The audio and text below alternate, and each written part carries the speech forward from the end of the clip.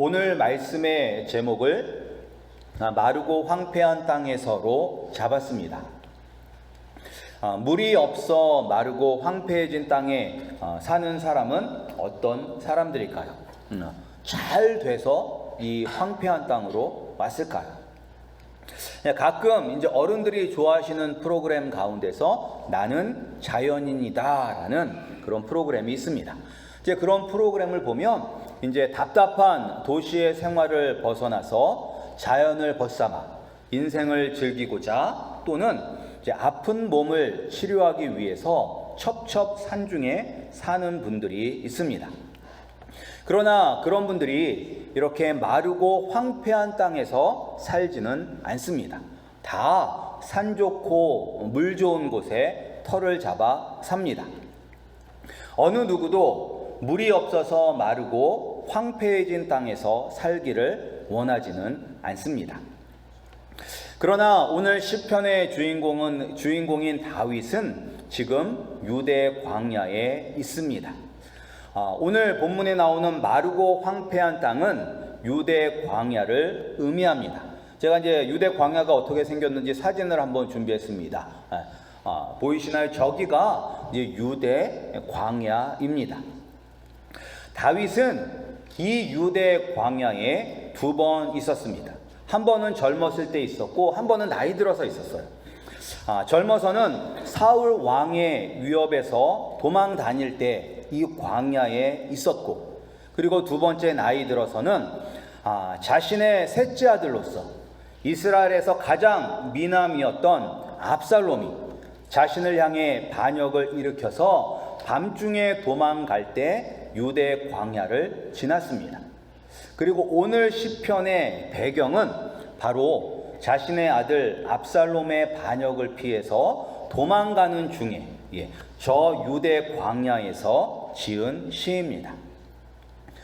마르고 황폐해진 광야에 있는 다윗은 이제 나이도 많고 또한 자신의 아들의 반역으로 모든 것을 버려두고 도망 나왔으니 너무나 절망적인 상황이었습니다.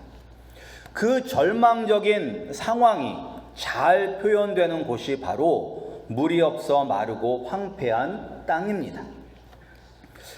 그런데 이제 다윗뿐만 아니라 우리의 인생에서도 다윗처럼 마르고 황폐해진 땅을 걸어갈 때가 있습니다. 얼마 전에 한국에서는 우리 대학교를 가기 위해서 고등학교 3학년 학생들이 일제히 대학교 입시 시험을 보았습니다. 근데 여기서 이제 시험을 잘 본 학생들도 있을 것이고 시험을 잘못 본 학생들도 있을 것입니다. 시험을 잘 본 학생들은 원하는 대학에 합격하여서 세상을 다 얻은 것 같은 기쁨을 누릴 것입니다. 그러나 시험을 망친 학생들은 세상이 무너지는 것과 같은 절망을 경험하게 될 것입니다.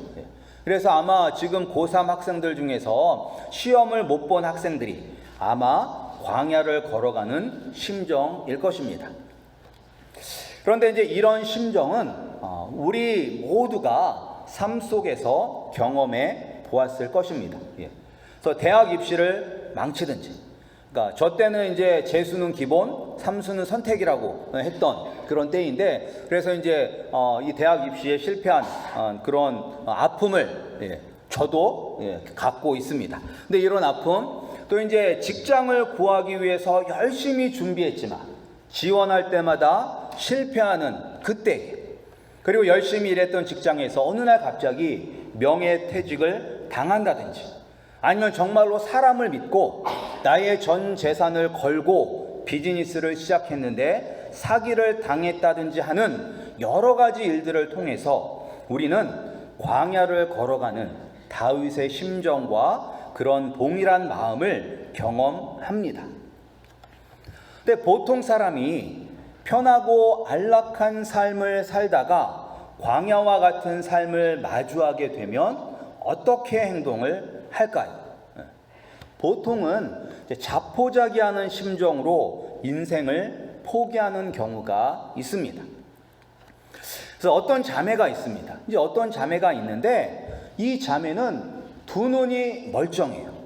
사지가 멀쩡해요. 두 눈도 멀쩡하고.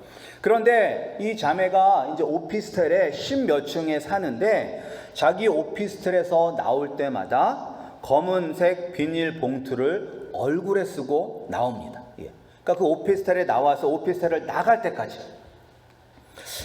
그래서 종종 사고가 날 뻔합니다.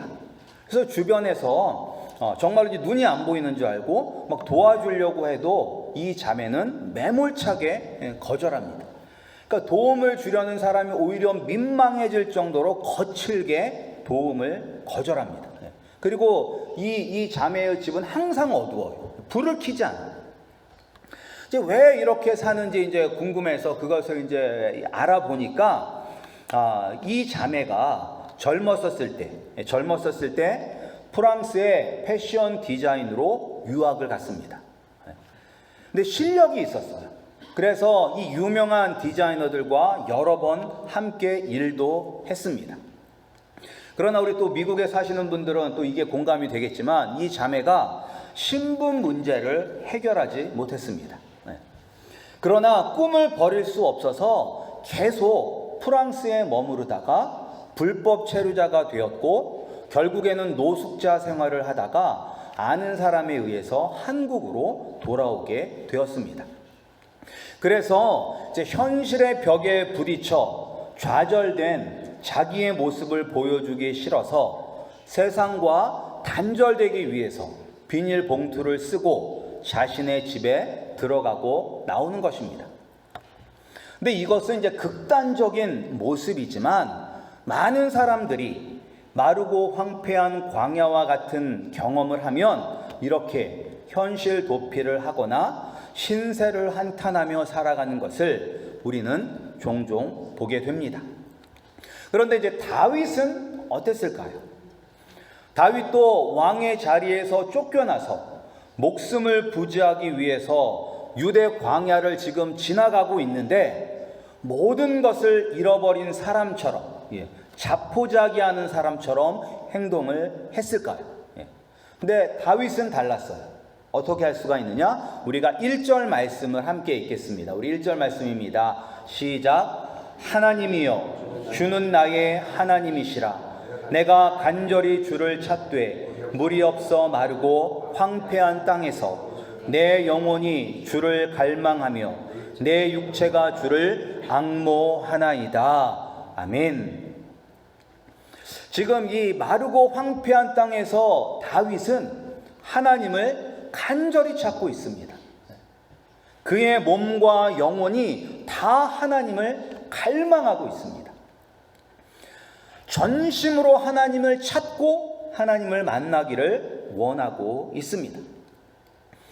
모든 것을 잃어버린 것과 같은 상황에서 다윗은 어떻게 자포자기하지 않고 하나님을 간절히 찾을 수 있을까요? 그것은 오직 이 상황을 변화시킬 수 있는 분은 하나님 한 분밖에 없다는 것을 알았기 때문입니다. 우리 아름다운 교회 성도님들, 우리도 마르고 황폐한 광야와 같은 땅을 지나는 때가 있습니다. 과거의 경험을 하였거나 아니면 지금 경험하고 있거나 아니면 앞으로 경험할 것입니다. 그때 우리는 다윗처럼 전심으로 하나님을 찾고 갈망하여 하나님의 은혜를 누리기를 소원합니다. 근데 다윗은 하나님을 갈망할 뿐만 아니라 우리가 불렀던 찬양처럼 하나님을 찬양하고 있습니다. 우리 3절과 4절 말씀 우리 함께 읽겠습니다. 3절과 4절입니다. 시작. 주의 인자심이 생명보다 나음으로 내 입술이 주를 찬양할 것이라. 이러므로 나의 평생에 주를 송축하며 주의 이름으로 말미암아 나의 손을 들리이다. 아멘. 광야에 있는 다윗에게 지금의 상황은 죽느냐 사느냐의 다급한 상황입니다.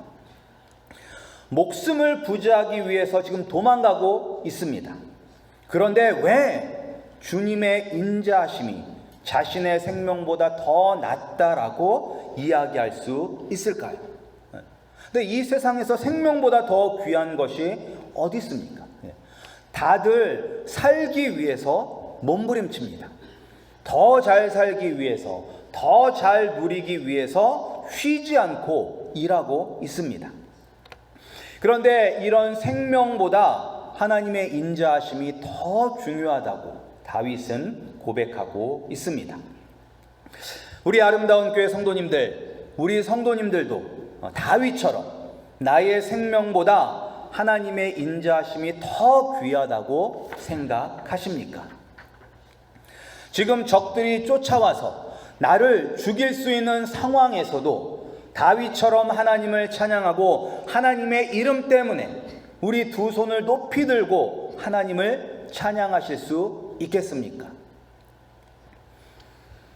우리 성도님들이 다 바라기는 다윗처럼 내 생명보다 하나님을 더 사랑하고 하나님을 찬양하고 높이는 복된 삶을 사시기를 주님의 이름으로 축복합니다. 근데 다윗이 이렇게 할 수 있었던 것은 그가 하나님의 인자하심을 경험했기 때문입니다. 오늘 성경에는 이제 인자하심으로 나오고 있는데 원래 이 히브리 단어는 헤세드라는 단어입니다. 근데 이제 이 헤세드라는 단어가 이제 우리 성경에서는 여러 가지 단어로 번역이 됩니다. 뭐 인자로도 번역이 되고 긍휼, 자비, 은혜라고 번역이 됩니다. 그런데 이제 이 원래 헤세드의 뜻은 사랑이에요. 사랑. 그런데 이 사랑은 남녀 간의 사랑을 의미하는 것도 아니고 부모 자식 간의 사랑을 의미하는 것도 아니고 우리가 하나님을 사랑하는 사랑을 의미하는 것도 아닙니다. 이 헤세드라는 뜻은 하나님이 우리를 사랑하시는 그 사랑을 의미하는 것입니다. 하나님의 사랑은 변하지 않고 흔들리지 않는 사랑입니다. 그런데 왜 하나님의 사랑은 변하지 않고 흔들리지 않느냐? 바로 언약에 기초한 사랑이기 때문입니다. 그러니까 하나님과 나 사이에 언약을 맺었기 때문에 하나님은 끝까지 나를 사랑하시는 것입니다. 비록 나는 그 약속을 지키지 못한다 할지라도 하나님은 그 약속을 지키십니다. 하나님이 다윗을 택하여 주셨습니다. 다윗이 어렸을 때부터 왕이 되겠다는 꿈을 꾼 건 아닙니다. 지금은 모르겠지만 저희들 어렸을 때 아이들에게 어렸을 때 초등학교 아이들에게 국민학교 아이들에게 너 커서 뭐가 될 것이냐 라고 하면 다 대통령 뭐 이순신 장군 뭐 이런 거 이야기하는 그런 어렸을 때부터 이 다윗이 나는 커서 왕이 될 거예요 라고 꿈꾸지 않았습니다. 하나님께서 전적으로 다윗을 택하시고 왕으로 삼아주시고 지켜주신다라고 약속하셨어요. 그리고 그 약속대로 골리앗과의 싸움에서 수많은 적들과의 싸움에서 그리고 사울 왕의 위협 속에서도 하나님은 신실하게 다윗을 지켜주시고 보호하여 주셨고 약속하신 대로 왕으로 세워주셨습니다. 그리고 비록 다윗이 범죄하였더라도 하나님은 다윗을 떠나지도 버리시지도 않으셨습니다. 끝까지 사랑하셨습니다. 왜? 하나님이 다윗과 맺은 언약 때문입니다. 이런 하나님의 신실하신 사랑을 다윗은 경험했기 때문에 광야와 같은 절망 속에서도 전심으로 하나님을 찾는 것입니다. 하나님만이 나를 이 광야에서 건져 주신다는 것을 다윗은 확신했습니다. 사랑하는 우리 아름다운 교회 성도님들, 우리 성도님들도 다윗이 경험하였던 하나님의 인자하심과 사랑하심을 경험하시기 바랍니다. 우리도 하나님 아버지께서 창세전부터 우리를 택하여 주셔서 하나님의 자녀로 삼아 주셨습니다. 이미 약속하여 주셨어요.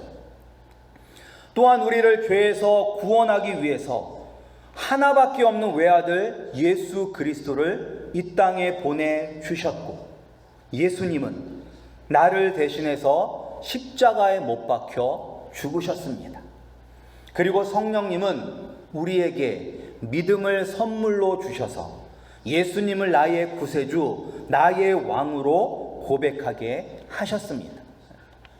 그러니까 내가 예수님을 택한 것이 아니라 하나님이 창세전부터 나를 택하여 주셨고, 또한 예수님을 이 땅에 보내주셔서 십자가에 못 박혀 죽게 하심으로 말미암아 우리가 하나님께로 갈 수 있는 길을 열어주셨고, 그리고 또 성령님을 우리에게 보내주셔서 우리의 마음을 열어서 예수 그리스도를 주로 고백할 수 있도록 은혜를 베풀어 주셨습니다. 그러니까 우리가 한 것은 아무것도 없습니다. 전적인 하나님의 은혜입니다. 이런 하나님의 은혜를 우리 성도님들이 다 체험하시고 경험하시기를 소원합니다. 우리가 때로는 하나님보다 세상을 더 사랑해도 여전히 우리를 사랑하시고 끝까지 우리를 사랑하십니다. 우리에게 하나님의 나라를 예수님과 함께 다스릴 수 있는 그러한 놀라운 권세도 주셨습니다. 근데 그런 하나님의 사랑을 그냥 지식적으로 아니면 그냥 귀로 흘려듣는 것이 아니라 그 하나님의 사랑을 여러분들의 삶 속에서 경험하시기 바랍니다. 이런 하나님의 사랑을 경험한 사람만이 주님의 인자하심이 내 생명보다 낫습니다. 내 평생에 오직 주님만을 찬양하며 살겠습니다라는 고백을 할 수 있는 것입니다. 광야와 같은 상황 속에서도 주님만이 나를 반드시 건지실 것을 확신하며 주님을 찬양하시는 성도님들이 다 되시기를 주님의 이름으로 축복합니다. 이런 놀라운 주님의 은혜와 사랑을 받기 위해서 또한 우리가 해야 할 일이 있습니다. 하나님은 물론 변함없이 우리를 끝까지 사랑하시지만 우리도 해야 할 일들이 있습니다. 첫 번째 무엇이냐? 주님이 계신 곳을 바라보아야 합니다. 다윗은 하나님이 거하시는 성전을 바라보았습니다. 성전은 하나님이 거하시는 장소입니다. 따라서 우리도 하나님이 거하시는 그곳을 바라보아야 합니다. 그곳은 바로 교회입니다. 물론 우리의 몸이 하나님이 거하시는 거룩한 성전이기 때문에 내가 있는 장소에서 하나님을 찬양하고 예배하는 것도 중요합니다. 그러나 예수님은 이 땅에 눈에 보이는 하나님의 나라를 세우셨습니다. 이 땅에서 눈에 보이는 하나님의 나라가 바로 교회입니다. 개인의 경건의 시간도 중요하지만 예수님을 믿는 성도들이 함께 모여서 예배하는 교회가 중요합니다. 따라서 예배를 갈망해야 됩니다. 예배를 갈망해야 돼요. 그냥 습관적으로 와서 예배 드려서는 안 되고, 예배 안 드리며 왠지 꺼림직해서, 왠지 벌 받을 것 같은 그런 꺼림직한 마음 때문에 와서 예배를 드리는 것이 아니라 다윗이 하나님을 찾기에 갈급하였던 것처럼 우리도 이 예배에 갈망해야 됩니다. 따라서 우리 성도님들도 이 예배를 갈망하시면서 일찍 오시기 바랍니다. 예배 시작할 때 보면 몇 분 안 계세요. 그리고 이제 많이들 늦게 오세요. 근데 이제 예배에 늦는다는 것은 하나님을 찾거나 갈망하는 마음이 많이 부족하다는 것입니다. 우리가 뭐 아침 6시에 예배 드리는 것도 아니잖아요. 낮에 한숨 자고 와도 충분히 올 수 있는 12시 45분의 예배를 드림에도 불구하고 많이들 늦으세요. 그러니까 이것은 무슨 문제죠? 이 마음의 문제고 정신의 문제고 태도의 문제입니다. 정말로 이 예배를 귀하게 여기시고 이 예배가 하나님을 만나는 그런 거룩한 자리라는 것을 아셔서 정말로 제때 오시기를 주님의 이름으로 축복합니다. 다음 주 한번 보겠습니다. 그리고 우리가 두 번째로 이제 우리가 해야 할 일은 항상 주님을 기억하고 주님께 붙어 있어야 합니다. 잠을 자는 순간에도 주님을 생각해야 됩니다. 그리고 힘들고 어려운 순간에도 주님을 기억해야 됩니다. 그러려면 24시간 주님과 동행해야 돼요. 어느 정도로 동행해야 되냐면 주님께 딱 붙어있는 껌딱지가 되어야 돼요. 껌딱지. 그런데 우리가 예수님께 더 붙어 있습니까? 예수님이 우리에게 붙어 있습니까? 예수님이 우리에게 붙어 있어요. 우리는 세상에 유혹이 오고 시험이 오면 예수님을 잊어버릴 때가 많아요. 나 살기 바쁜데 지금 예수님이 무슨 문제냐? 일단 나부터 살고 예배하자. 이런 마음을 가질 때도 있는데 예수님은 쉬지도 아니하시고 졸지도 아니하시고 주무시지도 아니하시고 우리를 지키십니다. 우리가 기도조차 할 수 없는 그때에도 말할 수 없는 탄식으로 우리를 위하여 기도하시고 우리를 지켜주시는 분이 바로 예수님이십니다. 우리가 그 예수님의 사랑을 깨달으시기 바랍니다. 그러니까 예수님이 나를 이렇게 사랑하는데 나도 예수님을 사랑해야 되지 않겠습니까? 우리 성도님들이 정말로 예수님께 착 달라붙어 있는 예수님의 껌딱지가 되시기를 주님의 이름으로 축복합니다. 우리가 살면서 마르고 황폐한 광야를 지날 때 낙심되고 절망하여 자포자기의 인생을 사는 것이 아니라 광야에서도 신실하신 예수님의 사랑을 깨달아서 주님의 인자하심을 찬양하고 주님과 동행하여 천국을 경험하는 복된 성도님들이 되시기를 주님의 이름으로 축복합니다.